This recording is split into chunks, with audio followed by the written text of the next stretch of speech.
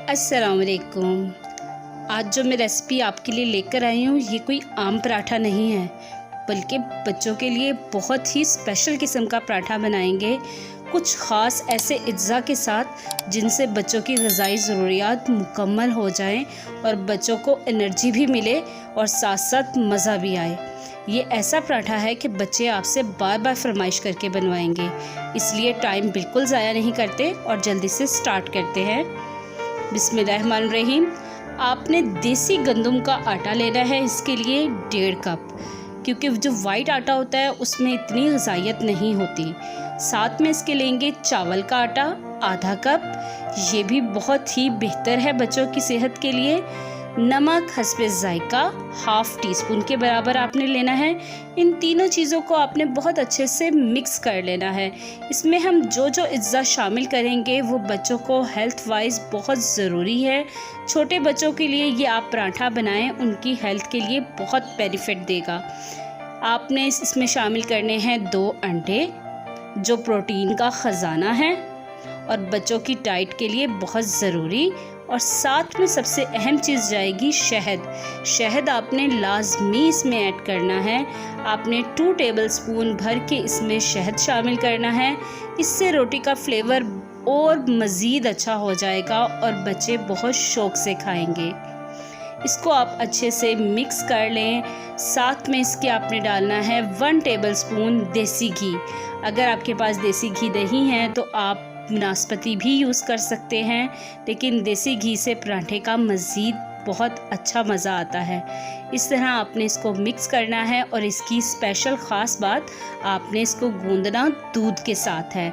हम इसमें पानी बिल्कुल भी शामिल नहीं करेंगे, बल्कि आपने इसको दूध के साथ गूंदना है ताकि ये और भी ज़्यादा यम्मी और बहुत ही जूसी सा पराठा तैयार होगा।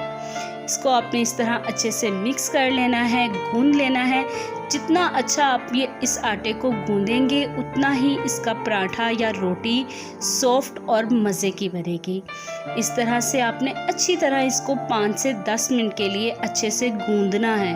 ये देखें, ये आटा गूंद के रेडी हो गया है। अब हम इस पर थोड़ा सा ऑयल लगाकर इसको आधे घंटे के लिए रख देना है। आधे घंटे बाद अब हम इसका एक पेड़ा बनाएंगे, जो कि ये देखें बिल्कुल स्मूथ एक पेड़ा बन चुका है।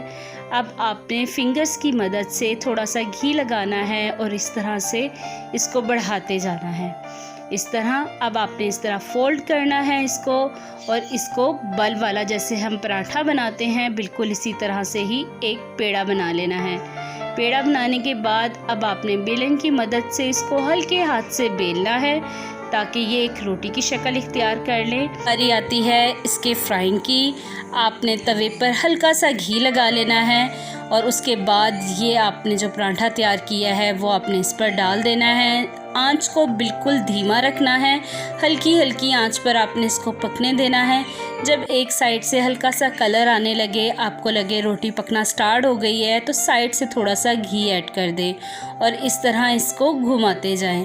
इसके बाद हम इसकी साइड चेंज कर देंगे और दूसरी साइड से भी हल्का सा मज़ीद घी लगा लेंगे और इसको आहिस्ता आहिस्ता बनाते जाना है।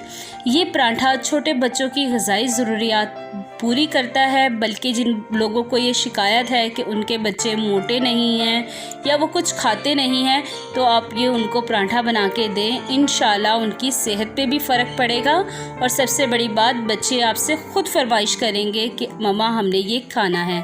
पराठा माशाल्लाह बिल्कुल रेडी हो चुका है। देखने में लुक वाइज भी बहुत यमी लग रहा है और उतना ही यमी ये इंशाल्लाह खाने में भी होगा। आपने ट्राई करना है और अपने बच्चों को बना कर देना है, और जो भी बच्चों का रिस्पॉन्स हो मेरे चैनल पर ज़रूर शेयर करना है। अल्लाह हाफिज़।